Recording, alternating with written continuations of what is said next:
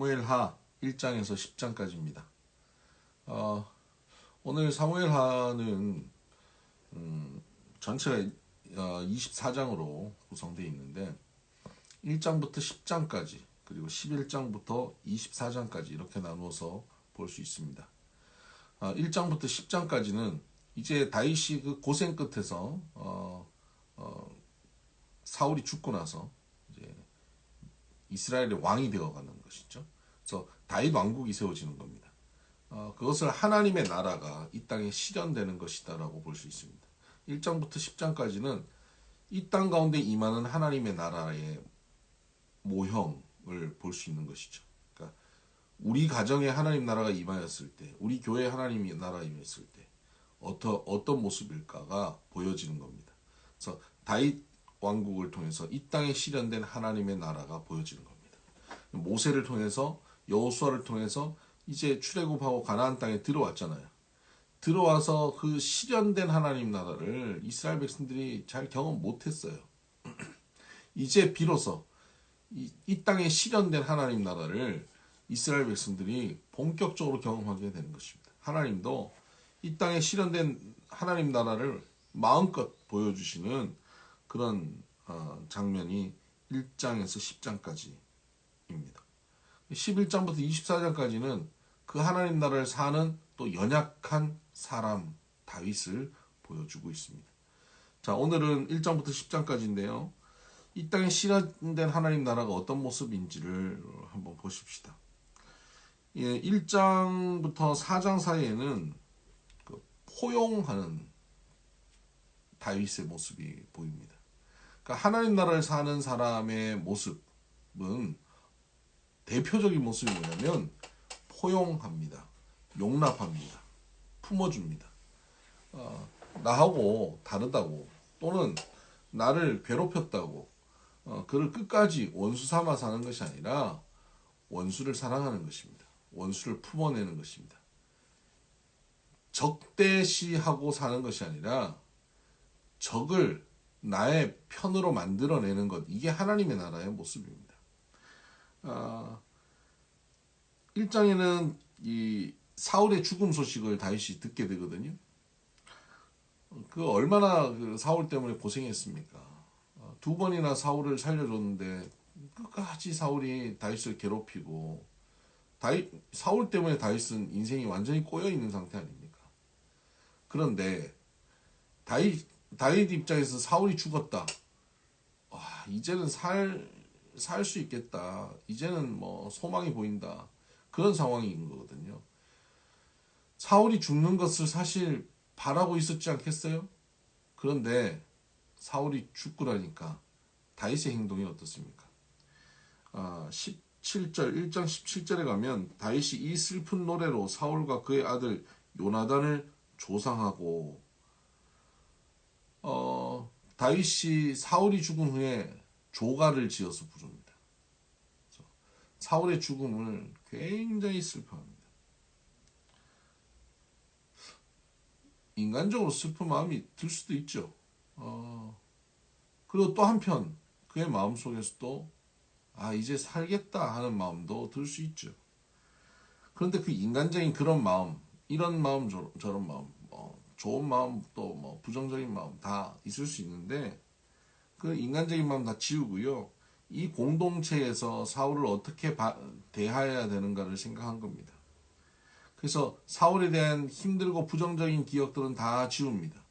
그리고 사울에 대한 좋은 기억만을 가지고 노래를 하는 겁니다. 그래서 그것으로 조가를 지어 부릅니다. 그리고 2장에 가면 그 사울의 시신을 수습해서 장사를 지낸 사람들이 나옵니다. 길랏 야베스 사람들이에요. 그러니까 다윗 입장에서는 이 사람들은 완전히 그 사빠입니다. 사울빠. 예. 그러니까 이 사람들은 결국 사울빠니까 다윗에 대해서 반대할 만한 세력들이거든요. 그러니까 언제나 다윗이 이 사람들을 경계해야 될 사람들입니다. 끝까지 정치적으로 경계할 사람들인데 이들이 사울에게 행한 행위를 굉장히 축복하고 고마워하는 모습을 볼 수 있습니다. 그리고 네, 그 하나님께서 그들을 축복하시고 다윗은 자기의 손으로 그 길앗 야베스에게 선으로 갚아 주고 있죠. 이것이 바로 다윗이 하나님 나라를 살아가는 모습입니다. 하나님 나라를 사는 사람들의 특징은 포용합니다. 품습니다. 다른 사람을 품고 적도 품을 수 있습니다. 여러분 하나님 나라를 살기 원하십니까? 여러분의 삶의 자리가 하나님 나라가 되기 원합니까? 어느 날 갑자기 뭐 궁궐 같은 집이 생기고 하는 일들마다 그냥 다 잘 되고 이런 게 하나님 나라 이루어진 특징이 아니라 하나님 나라가 이루어지면 원수도 사랑할 수 있게 되는 그런 일이 벌어지는 것입니다. 포용할 수 있는 그런 마음이 여러분 가운데 있다면 그것이 하나님 나라입니다. 3장 가보십시다. 3장에 가면 이제 다윗이 왕이 되어서 남쪽 유다를 중심 자기 지파죠. 자기 지파를 중심으로 왕이 되어서 다스리는데 사울 왕의 그 군대 장관 아브넬이 사울의 아들 중에 이스보셋이라고 하는 아들을 전면에 세우고 그가 북쪽 지파들을 하나의 세력으로 형성해서 다윗을 거부하고 전쟁을 합니다. 그러니까 아브넬은 또 다윗의 반대편에 서 있는 것이죠. 군대 장관 아브넬. 이스보셋은 바지 사장이고요. 그렇게 아브넬이 다윗을 반대합니다. 아브넬이 다윗을 싫어했던 게 언제부터냐면 골리앗을 죽이고 나서부터 다윗이 군대 장관이 되고 아브넬이 그 군대 장관에서 물러나죠. 그때부터 싫어합니다. 그러니까 오래됐습니다.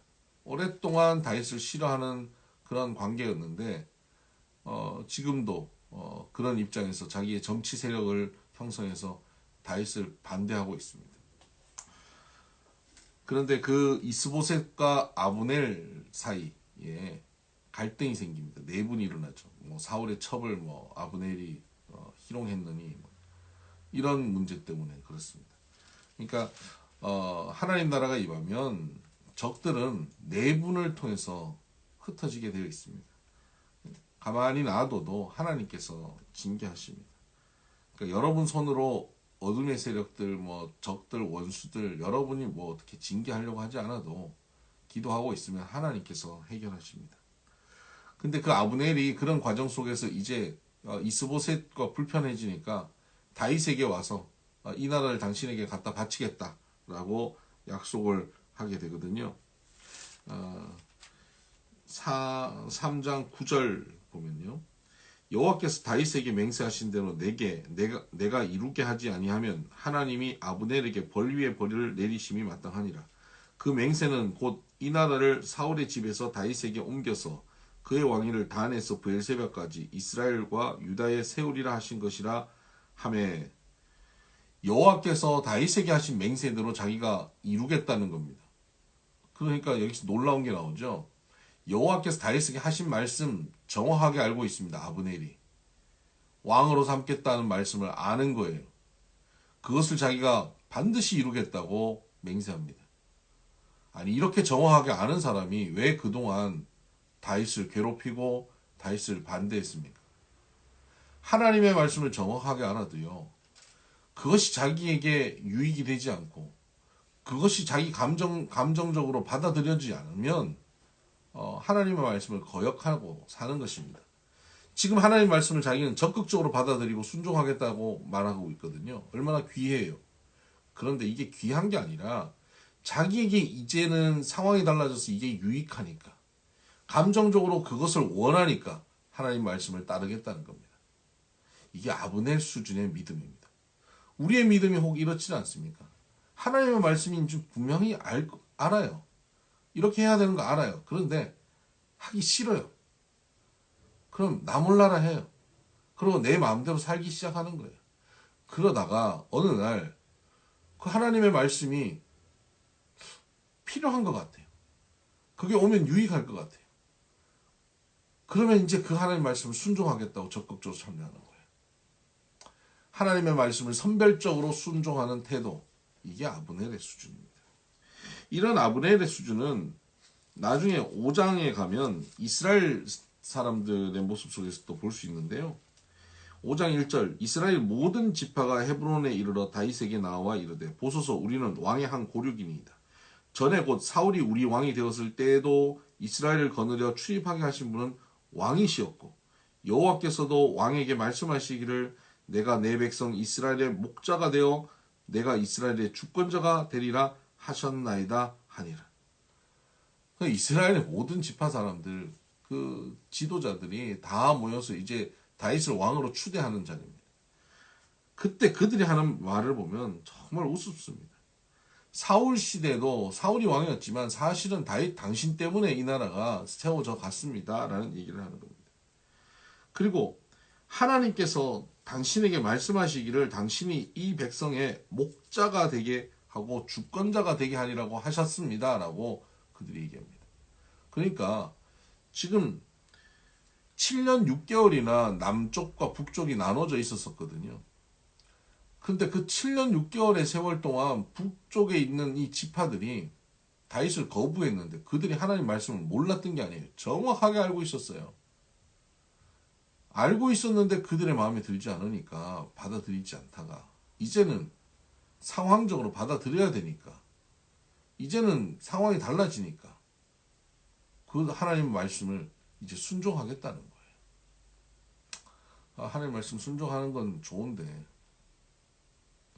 이런 식의 반응 이게 참 믿음이라고 볼 수 없습니다. 아브넬의 신앙이나 이스라엘 백성들의 신앙이나 비슷한 수준인 것이죠.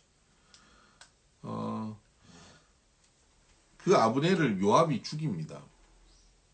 다윗은 그 아브넬을 죽이지 않기를 원했는데 요압이 죽여요. 그러자 다윗 왕이 아브넬의 죽음 앞에서 또 조가를 지어서 부릅니다. 여러분 아브넬이 죽었을 때 아브넬이 다윗에게 화평을 요청하러 왔다가 죽임을 당하거든요. 죽었을 때 사람들은 뭐라고 생각하겠어요? 아, 다윗이 죽였구나 라고 생각할 거 아닙니까? 그러면 북쪽 이스라엘 사람들이 아브넬도 죽인 다윗은 결국 자기들에게도 주동한 세력들을 결국 이렇게 죽음으로 갚아가지 않을까라는 두려움이 생길 것이고 그 두려움이 있으면 다윗 왕국과 하나 되어지는 것은 더 어려워지는 겁니다. 다윗은 아브넬을 죽이기를 원하지 않았어요. 아브넬이 밉지 않은 것도 아니고 아브넬이 나쁜 사람이 아니라는 것도 아니에요. 공동체, 하나님 나라 공동체를 이루기 위해서는 아브넬을 죽이지 않아야 되었기 때문입니다. 그래서 그는 아브넬을 죽이지 않았는데 요압이 죽인 거예요. 그래서 다윗이 아브넬을 위해서 조가를 지어 부릅니다. 이 노래를 지어서 부르고 그가 금식하고 슬퍼하고 우니까 3장 36절에 보면 온 백성이 보고 기뻐하며 왕이 무슨 일을 하든지 무리가 다 기뻐하므로 이 다윗이 그렇게 조가를 짓고 아브넬의 죽음에 대해 슬퍼하는 것을 보고 온 국민의 마음이 하나가 되어집니다.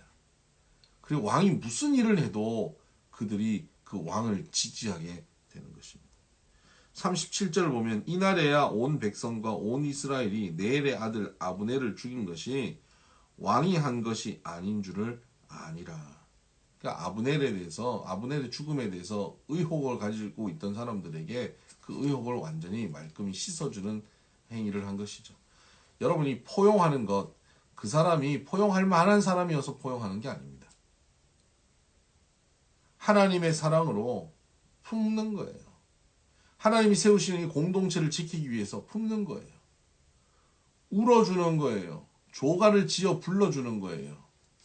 그때 이 땅 가운데 하나님 나라가 누려지는 것입니다. 온 백성들의 마음이 하나가 되어지는 거죠.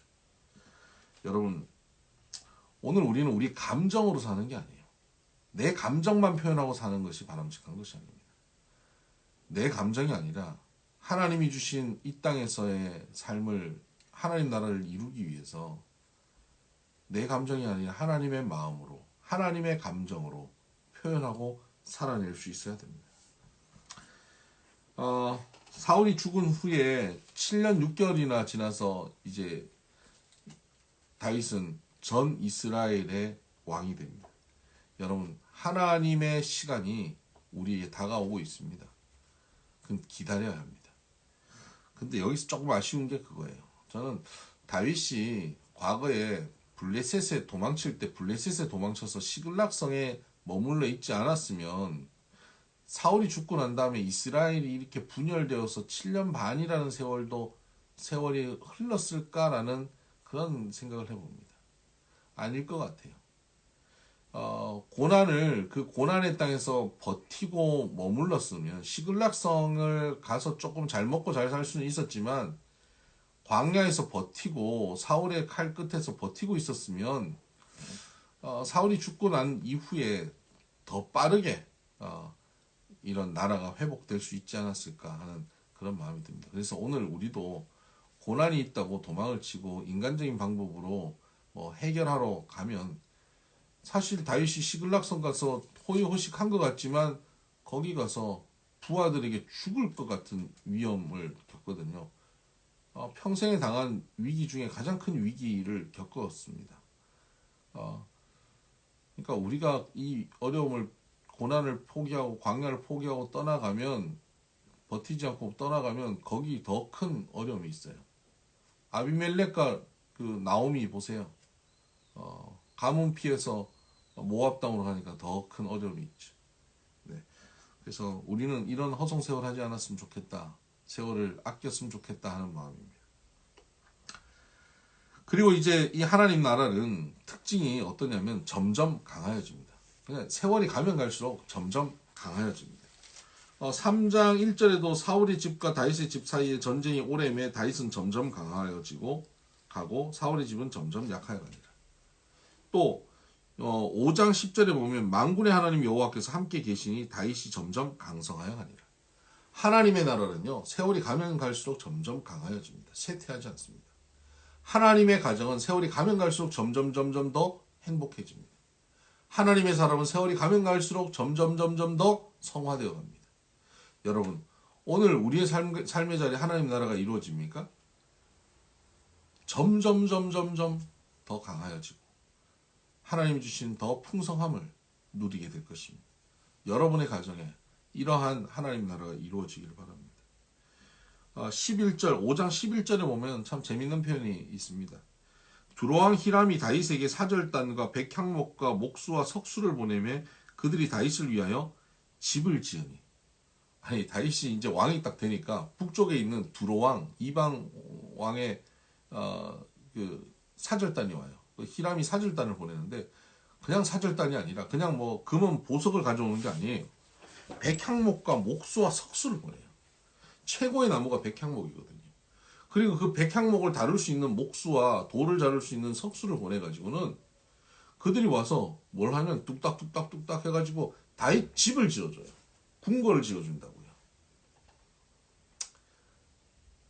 선물을 주셨습니다. 하나님께서.